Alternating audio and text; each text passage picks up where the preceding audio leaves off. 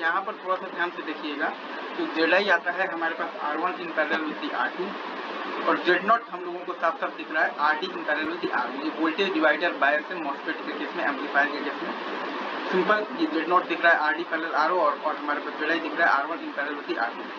ठीक है, तो V0 अगर हम लिखेंगे तो हमारे पास आ जाएगा minus GM into VGS into RD parallel RO। V0 हमारे पास आ जाएगा minus GM into VGS into RD और पैरेलल विद दी RO और VI हमारे पास आ जाएगा VGS। VI है हमारे पास VGS क्योंकि VG और S का भी 0 है और V0 VGS। ठीक है, तो ये भी हमारे पास आ जाएगा V0 और बाई जब VI करेंगे तो आ जाएगा minus GM into RD in parallel with the RO। ठीक है, हमारे पास आ जाएगा AB का वैल्यू आ जाएगा V0 बाई VI जो कि आ जाएगा माइनस आ जाएगा GM into RD in parallel with the आ जाएगा बेसिकली RO।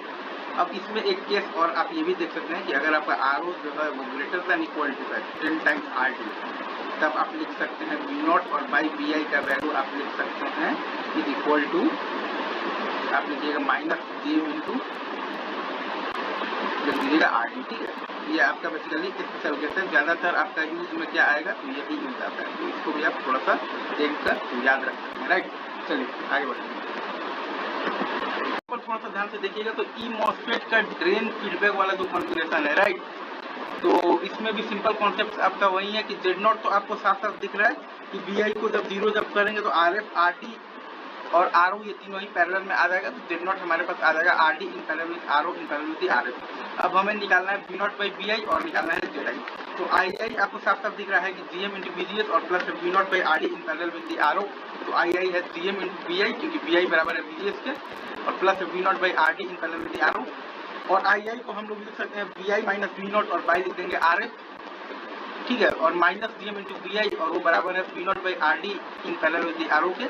तो VI बाई RF है माइनस GM इंटू VI और वो बराबर है V0 इंटू 1 बाई RF और प्लस 1 बाई RD और पैरेलल RO को।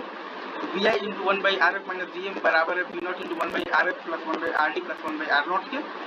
और V0 तो यहाँ से आपके पास V0 बाई VI आ जाएगा 1 by RF minus GM by 1 by RF और प्लस 1 बाई RD और plus 1 by R0।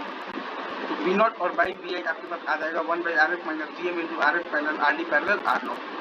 V0 by VI आ जाएगा 1 by RF minus GM into RF parallel RD parallel R0।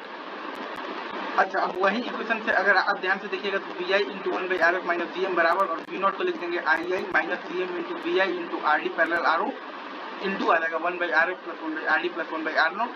तो Zi आपके पास आ जाएगा VI बाई II। ठीक है, और वो आप निकालिएगा बहुत इजीली, मुझे तो यहाँ से दिख रहा है कि वो आपके पास आ जाएगा RD पैरेलल RO और प्लस RF बाई 1 और plus GM into RD parallel RO। VI by II आ जाएगा RD पैरेलल RO और plus RF by 1 plus GM into RD in parallel RO।